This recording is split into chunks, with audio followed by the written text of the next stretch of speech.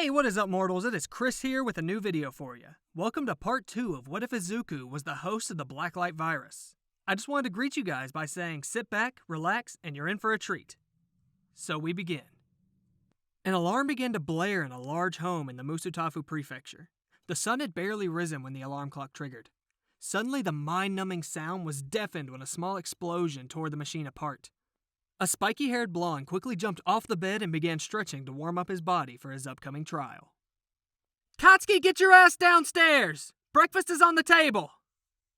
Quickly changing into his gym gear, he made his way downstairs and promptly got into a shouting match with his irate mother while his father sat in the corner drinking his coffee in silence. The soft-spoken brunette sighed as he watched his son argue while stuffing his face. The young man promptly got up from his seat as half a piece of bread still hung from his mouth. Reaching the entrance, he forced the slice down his throat as he grabbed a black face mask and adjusted it over his mouth, revealing a cartoon explosion drawing with the words, "Boom," across it. Bakugo walked out of his home. His swagger never faltered, even with the strange ambiance around him. The sounds of helicopter blades hovering over his home and flying into the city, and the marching of soldiers filled the air. The young man walked by a transiting tank as he made his way through the sidewalk to his destined trail at the UA High entrance exam. The distant echoes of gunshots and monstrous gurgling cries within the city caught his ear, though thankfully, he could calm his nerves by inserting his earbuds and playing loud music to drown out the madness. The ashen blonde bobbed his head to the drum beats that reverberated on his eardrums while he passed a quarantine zone. A blockade was prepared, closing off an entire city block while 3 heroes seemed to combat monstrous creatures that were pure nightmare fuel. A woman with a gigantification quirk attempted to use her size to her advantage, but sadly the vicious beast could not be so easily destroyed. As her foot stomped down on one of the creatures, 3 more joined the assault. Crawling up her leg, the long-haired giant attempted to force them off, but they used their sharp appendages to strike her and pierce her flesh. The woman shrieked in horror as her calf and shin began to bleed violently. Due to the blood loss, her stamina diminished along with her gigantification. Before she could completely shrink down to size, a ninja-like man seemingly made of wood shot sharp roots towards the beasts, impaling their skulls. "Mount Lady, get back!" yelled the wooden hero as his dramatic attack resulted in the termination of several infected. Next, a large bipedal creature began charging at the wood ninja, but right before making contact, the hero Death Arms violently tackled it. The muscled hero grabbed the beast and wrestled it to the ground before wrapping his arms around its throat and pulling upwards, breaking its neck. The 2 heroes began walking back as foot soldiers entered the fray and used flamethrowers to incinerate the staggered creatures. Once their guard was dropped, a frightening scream could be heard from the now normal-sized Mount Lady. "Oh no, she's been infected!"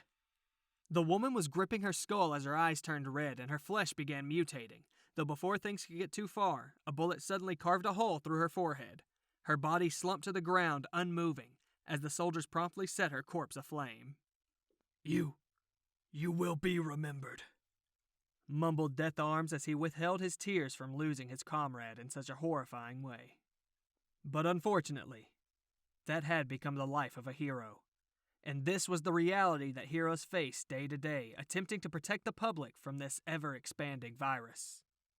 The blissfully ignorant blonde continued walking until he finally reached the campus of UA High, the best hero school in Japan. So many heroes had come and gone through those hallowed halls, and one more would soon enter their ranks. The atomic blonde, Katsuki Bakugo. On that day, the UA entrance exams were being held, but there was a long line of applicants to enter the campus, unlike prior years. One by one, they passed through the gates that scanned them for any signs of infection. After several minutes, one more individual was right in front of the now annoyed blonde. It was a relatively flamboyant-looking boy with blonde hair and a type of tool wrapped around his waist. Though once said boy passed by the gate, red lights began to flash and a siren began to blare. The soldiers in the vicinity started to aim their rifles at the teen, who quickly began to shout and scream, begging for his life. Other personnel attempted to calm the boy, who started walking backwards and away from the academy. His heart began beating rapidly, and his blood pressure began to skyrocket. Finally, in tears, the boy fell to his knees and began to mutate. His eyes turned red, and a gurgling roar started coming up from his mouth. His skin became a dull gray mixed with tints of red that glowed brightly. Before the entrance could be endangered, a barrage of bullets rained on the mutated boy until he lay unmoving on the ground. His body began to twitch, which brought the soldiers to continue shooting as another set the corpse aflame. The cries from the former hero hopeful echoed through the ears of the atomic blonde that was ushered through the gate that flashed with a green light, showing that he was cleared to proceed. The scarlet-eyed boy attempted to look over his shoulder as his gaze was still directed at the burning corpse that now littered the grounds of the prestigious Hero Academia. The face of terror that the young man had haunted the mind of the explosive blonde. The expression of fear and hopelessness present in many infected of the time now lingered in his consciousness. Being led into a large hall, many hero hopefuls from across Japan sat at their desks with the test in hand. The disturbed Bakugo was led to his seat to participate along with his fellow applicants, though he would have to shake off the morning's events if he had any hope of completing the exam. After a long and arduous day of his hero knowledge and his combat skills being tested, Bakugo returned home confident that he not only did sufficiently to enter UA, but that he blew away the competition. In the coming months, Bakugo received his acceptance letter and was provided specific instructions for entering UA High. Due to the nature of the ongoing epidemic, students were instructed to sleep in dorms within the campus to prevent further exposure to the outbreak. Around a week before the beginning of the school year, the students were instructed to move to their new dorms and prepare the arrangements to allow the teens time to adjust. These dorms were divided by courses, with those in the hero, support, and general studies. The arrogant blonde entered through the same scanning gate that he did on the day of the entrance exam, and once again, the lights shined green. Then, holding a large sack over his back and a suitcase, the boy was directed towards the building that would be his home for the next few years. "At least I won't have to listen to that hag anymore," commented Bakugo as the image of his mother yelling at him while he walked away from his home, which only caused him to grow irate. The boy entered the dorms, found his assigned room, and put away his belongings. Hearing a slight commotion outside, the ashen youth decided it's best to avoid interacting with others and preferred to lay in bed listening to music. Staring at the ceiling, the loud guitar riffs and the steady drumming of his music drowned the noise that engulfed the dorms. Grinding his teeth as he attempted to distract himself from the thoughts that haunted him day by day, the boy that perished on the day of the entrance exam, the news coverage of the expanding viral threat, and the regret that followed him all lingered in his consciousness. "Have fun at that nerd museum tomorrow, Deku! It's your type of place! A home for useless bullshit!" His voice echoed in his mind, and the look of defeat and misery in his victim's face tortured him. The following day, that same boy lost his life during the initial release of the virus. The news called him Patient Zero, the first person exposed to the ever-present threat. As she cried for her young boy, the face of the boy's mother was ingrained onto him. Forcing his eyes shut, the teen turned his head and decided to linger until he could garner some sort of rest. Many of the Class 1A had become acquainted with each other, and small cliques were formed as many shared mutual interests. The majority of students had already moved in, but it seemed that 2 rooms remained empty on the 1A floor. "Hello, fellow heroes! My name is Nato Monoma, and I am here to lead you into the school year," shouted a bombastic blonde as he threw the sliding doors open and entered the dorms. The arrogant voice and the attitude of the newcomer caused a great discussion amongst the students, which seemed to grow louder, disrupting the modicum of established peace. "Hey, Blondie, this yours?" "Huh? Did I drop some?" The blonde seemed to go into a trance in a second. His eyes became empty and his expression going blank. Then, a boy with purple hair and deep bags under his eyes entered behind the blonde and flashed a peace sign towards his fellow students. "How about you go into your room and start cleaning up until you're tired enough to go to bed, will ya?" The blonde boy grabbed his belongings and silently entered his room, not leaving the confines of the assigned dormitory until the very next day. The boy's use of his brainwashing powers awed his classmates, but the nature of that type of quirk made some uncomfortable to say the least.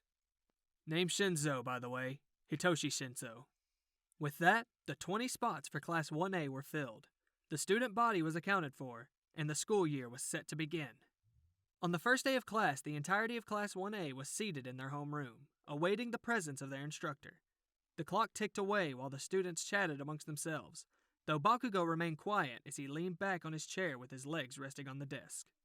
A bespectacled boy with navy blue hair began chastising the team for his sloppy way of sitting, but his voice seemed mute to the blonde. The scarlet-eyed boy's mind wandered as he gazed through the window. The time spent waiting left him daydreaming. While he looked down at the campus below, a sight that was more than familiar to him caught his eye. A green mop-haired boy. His eyes widened as he nearly fell over, adjusting himself for a better view. The blue-haired boy continued to chastise his classmate, but he was met by an elbow to the gut when the explosive blonde got to his feet. "It can't be! You're dead! You're supposed to be dead!" shouted the blonde as he slammed his hands against the edge of the window. His classmate gasped for air as the unexpected impact left him winded. This garnered complaints from his fellow hero hopefuls who found his behavior unacceptable. "If you're done acting like children, I think it's time for all of you to shut up," said a yellow sleeping bag that stood upright in front of the class. This caught the attention of all in the classroom, but the strangeness of the situation made them grow silent. Then, lowering the zipper on the bag, revealed an ebony-haired man that seemed sleep-deprived. Upon further inspection, they recognized the man as the underground hero, Eraserhead. "Now that you brats have settled down, change into these uniforms and meet me outside. And you, Cherry Bomb, no fighting, or I'll have you expelled." Bakugo growled at the threat, but he couldn't help but think about what he saw for a split second. Was that indeed Izuku? He shook the thought for a moment, but the flash of green remained in his subconscious. As the class walked out to participate in their teacher's mysterious trial, the green-haired boy walked through the empty halls of UA until making it to a large door with an Omega symbol plastered upon it.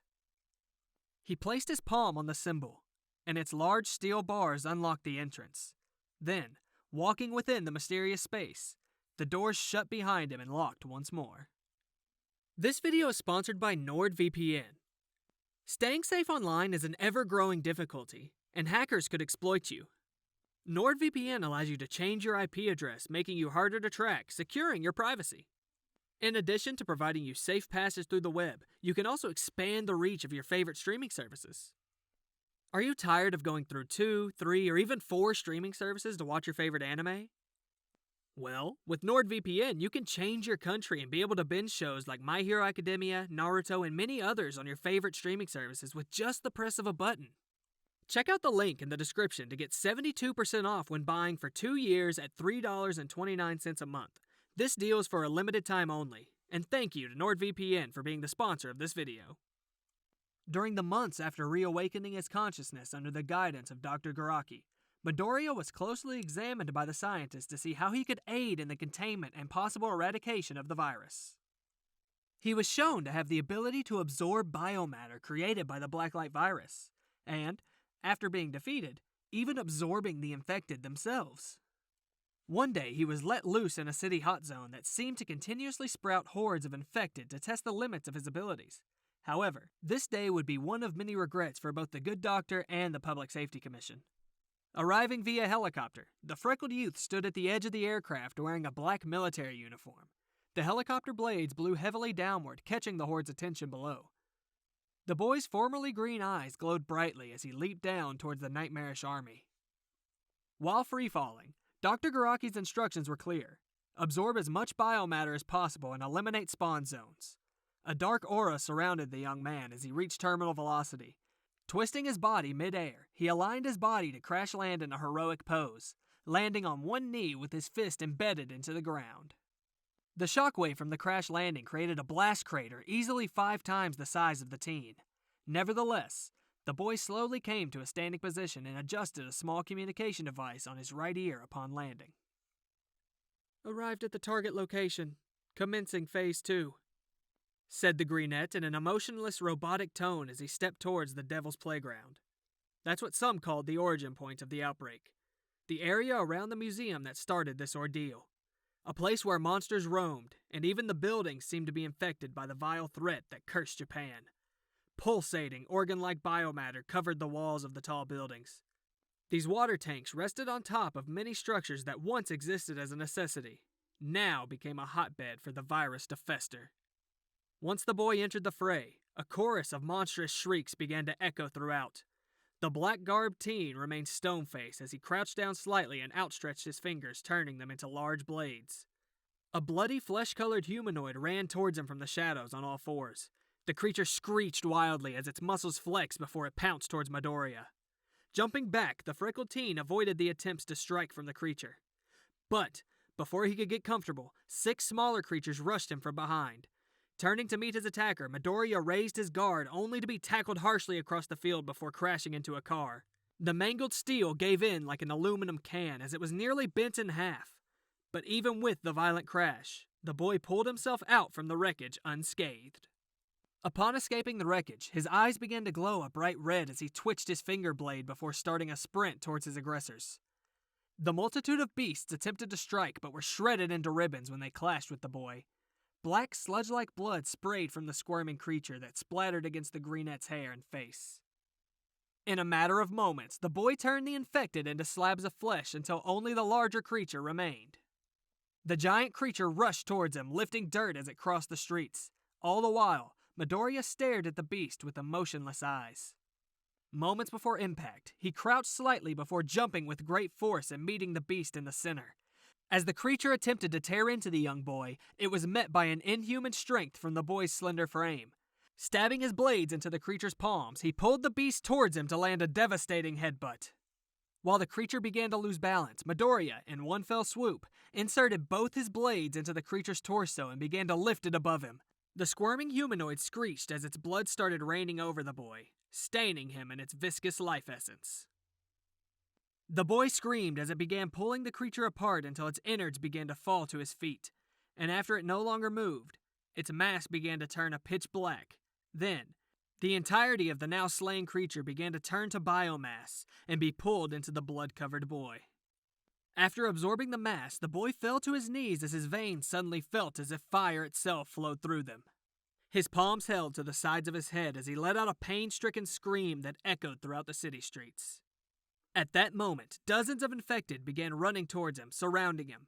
Suddenly his eyes began to glow brightly before his back involuntarily arched back and his body lifted into the air.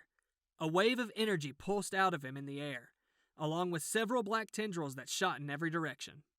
The biomatter tendrils pierced through the creatures and buildings in the vicinity, causing structures to crumble as if they were nothing more than paper. Then, the tendrils began absorbing the impaled creatures, their very flesh and bone being drawn to the teen. Once the creatures were no more, the boy collapsed unconscious in the center of the street as a helicopter began descending from above. Midoriya was strapped down on a gurney and was extracted from the zone. Luckily enough, as just moments after the aircraft left the area, swarms of infected began roaming the streets once more. Once Midoriya had returned to consciousness, it was clear that his mission was considered a failure. His lack of experience in the field and overconfidence in his abilities caused the control of his viral powers to loosen and leave him vulnerable. In addition to this, the moment he lost control, he drove what could be considered millions of dollars in property damage. "I commend you on your tenacity, but we barely got you out of there, Mr. Midoriya," commented Dr. Garaki as he adjusted his goggles. His hands rested behind him as he seemed visually frustrated with the situation. Finally, the brunette laid down, his blood-stained clothes now replaced with a hospital gown. The freckled teen's gaze remained locked onto the ceiling, attempting to understand what happened within the hot zone. "Our last few months of training seem to be insufficient. The Public Safety Commission believes that you should have proper hero training if you are to continue your heroics." The man sighed as he shook his head and placed a file on the table by the boy's bed. Then, he turned around and walked away before stopping at the door. "You will be moved in the next upcoming months to the UA High campus. Be sure not to kill anyone, The final comments by the good doctor remained in the boy's mind as he passed by the Omega door within UA. The dark hallway was lit up by red lights on the ground, leading the teen down to his destination. Upon reaching the end of the lights, a glass chamber rested at an angle next to a man in a hazmat suit. The boy entered the chamber and it closed around him and filled in a clear liquid until his body was entirely submerged. Then, the entire chamber began to glow brightly as the man in a hazmat suit started typing into a console, and data displayed on the screen. The screen seemed to show an incredibly detailed chart of how the teen's body was holding up after more than a year with the virus. Then, after several minutes, the glowing chamber faded back to its original state and drained the liquid down grates beneath him. Finally, as the chamber doors opened, the man gestured to the boy with a thumbs up, showing that his examination had concluded. Later, as the school day progressed, the emerald-eyed boy sat in the school principal's office. The white-furred bear mouse sat on his chair with his signature smile still on his face. Good day, my boy. It seems you have been adapting well to our campus, said the principal as he lifted his paw in a cheerful gesture. Midoriya, though, just stared at the educator, awaiting further instruction. Finally, the small man cleared his throat before proceeding as he gently settled his paw on his desk. Okay then, Mr. Midoriya, you've been on campus with us for the past few months now, and we've kept you relatively isolated due to the nature of your powers. This may alarm some, but I believe it's time to integrate you with our student body. If you are to be a hero, we need to get you used to being around people. The brunette lowered his head slightly as he began staring at his right palm. He seemed reasonably analytic, as if he was contemplating the notion of being around others after such a long time in solitude. However, his train of thought was derailed by the sudden impact of a ball of paper that bounced off of his forehead. Looking up, he noticed it came from the smiling instructor. Not to worry, my boy. We have prepared countermeasures to assure your safety and that of your fellow classmates. We won't be putting you into a class right away, but you will be present for some courses between our 1A and 1B classes until we have you settled. For the time being, Midoriya would go through a diverse training regimen that included interactions with the top hero courses. The details were outlined for the boy in a booklet that showed how his school year should develop. By the end of that semester, the hero teachers would decide where he would be placed. Understood. Thank you for your time, sir, said the freckled teen as he bowed and left the office.